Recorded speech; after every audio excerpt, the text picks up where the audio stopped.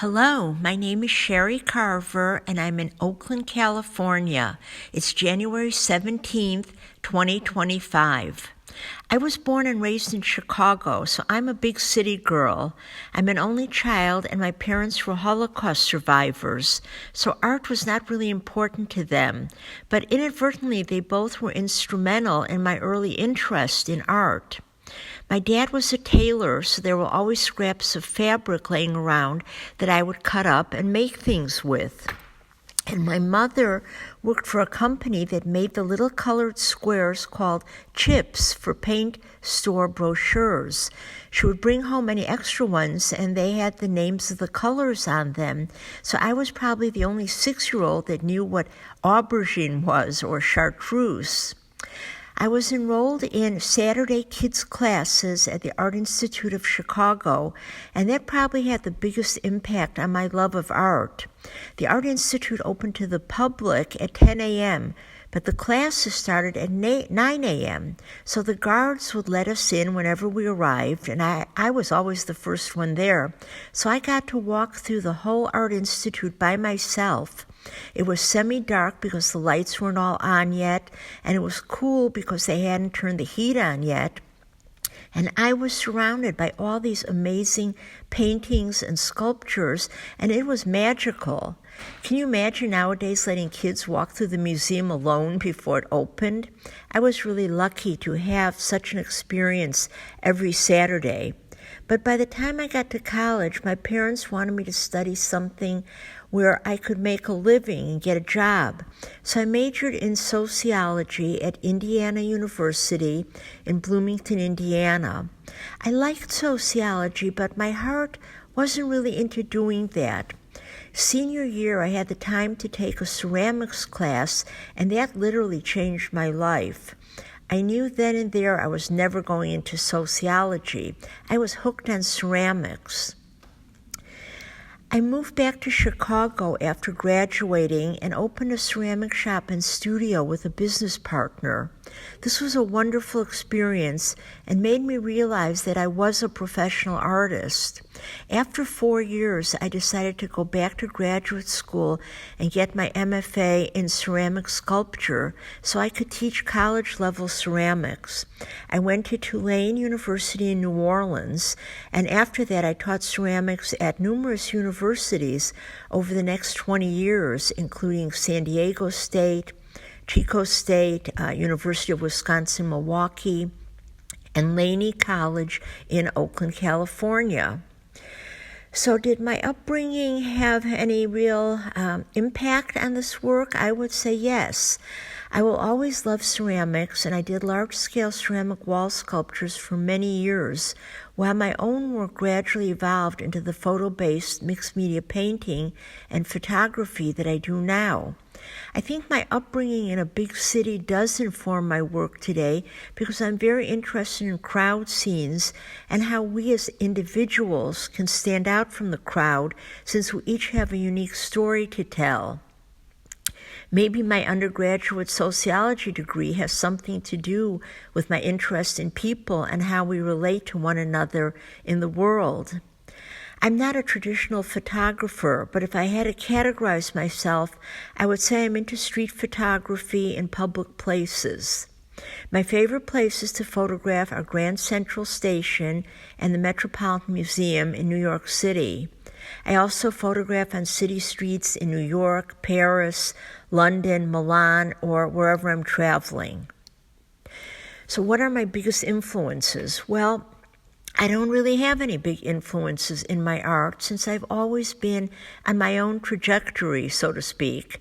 I don't want to be like any other artist, though there are many that I admire. I've always liked Oscar Wilde's quote, "Be yourself, everyone else is already taken." Being original has always been very important to me. So what am I focusing on right now? Well, that's a lot. So I'll tell you, over the past few years, I have developed 3 ongoing series that I work on simultaneously. They are different yet related since all are photo-based. By working on 3 different series, I always have something to do and never get burned out.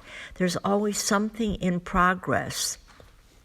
One series, my Identity and Perception series, is based on photos that I take in the public places that I mentioned earlier. I write little fictional stories on some of the figures to give them individual personalities. I never interview anyone. I just write how I perceive them, since we often judge people without getting to know them. I give a little bit of fictional background, where they're from, what they do, what are their hopes, fears, and dreams. I also say something humorous or maybe a little embarrassing about the person that they wouldn't want anybody to know, because I think we need to laugh more in the world today. The second series I'm working on is called Missing Pieces of the Puzzle. This series expands the traditional possibilities of jigsaw puzzles made from my own photographs by placing them within a fine art context. I'm utilizing this material that we're all familiar with to help understand what we're missing in our lives or in the world today. I'm having my own photos made into actual jigsaw puzzles that I deconstruct after they're completed. My husband is hooked on doing jigsaw puzzles, so I let him put them together and then I take them apart. I then paint the negative spaces with oil, and the final coat is a resin pour, which blends the puzzle pieces and the background together, not allowing the puzzle to ever be fully completed. People are often searching for things they have missed in life, especially since and during COVID-19, such as missed opportunities, missing family and friends, traveling, etc. For some, it has been a search for the missing links in their own personal histories. The missing pieces represent our search for what is missing and the realization that not everything can be found and replaced. This series conveys our need to find the acceptance and the serenity in what is not there, and the hopefulness that the missing parts of the puzzle could be open spaces for something new to enter the picture. The third series is called Movement Interrupted. I'm photographing my TV screen when it pixelates due to uneven reception. I'm using the effects of data corruption glitches for aesthetic purposes. I intentionally wait to shoot from the moment when the screen becomes fragmented. These images are not created using Photoshop or any algorithm. They are unaltered actual photographs. The images appear for just a split second on my TV screen, stretching the colors, lines, and shapes into a new format from recognizable to almost abstract. It seems that we're in a period in history right now where things are disintegrating and breaking apart socially, politically, emotionally, and environmentally, which is what my work reflects. Yet at the same time, I see the beauty and hopefulness in the chaos.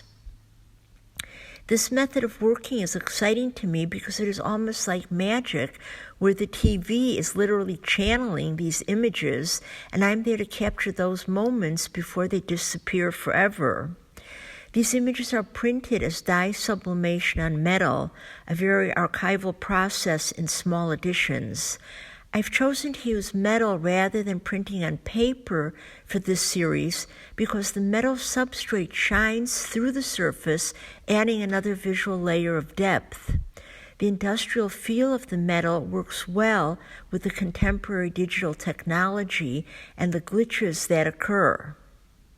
So what is the biggest challenge of being an artist? Well, the biggest challenges of being a female artist is getting acceptance into galleries and museums and being seen as a serious artist equal to male artists. The art world has come a long way, but it is still very much a male-oriented business and definitely ageist. Older female artists have a very difficult time getting representation because it seems everyone wants the newest, hottest 25-year-old male.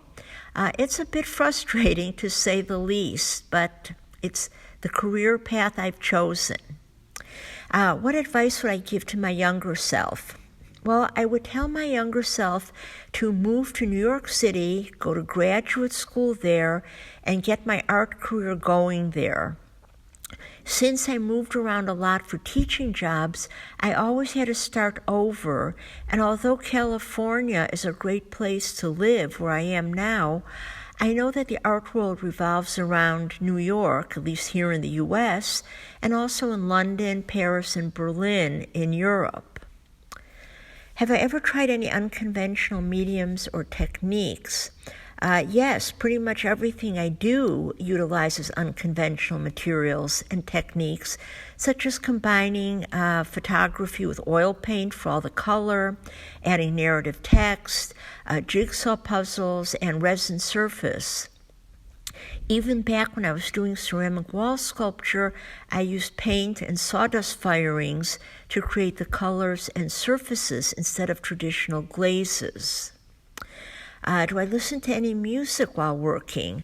Well, I usually work in silence, except when I do resin pours. Then I put on music because that somehow gives me more energy. And I have real eclectic tastes, from Bob Dylan to The Doors to Darius Rucker's Wagon Wheel, which is one of my favorites that I put on when I'm doing my resin pours. What is the best reaction someone has had to my artwork? Well, the best reaction is when someone buys my art and when I'm given a solo exhibition. That's such lovely validation that what I'm doing has a positive effect on people. I think it's important for artists to get some kind of validation for what we spend our entire days doing. Excuse me. What do I hope people will take away from my artwork? Well, I hope people enjoy looking at my work, not just for a moment, but to really examine it and want to live with it because it is multi-layered. I hope it brings them joy and happiness, and also a little bit of understanding about people in general and what is happening in the world today. And I want to thank Stan and his Art by Artist platform for giving me this opportunity to share my work with you. Upcoming, I will have a solo exhibition called It's a Long Story coming up in March and April of 2025 at the Sassy Museum of Art in Pomona, California. And I'll be at the opening on March 16th. If any of you are in Southern California, please do stop by. And I'm also planning a two-person show in New York coming up in August, but too early to know the details. Please visit my website, which is my name, sherrykarver.com, SherryKarver. I'm also on Instagram at Sherry Karver and on Facebook. So thank you so much for listening and have a lovely day. Bye-bye.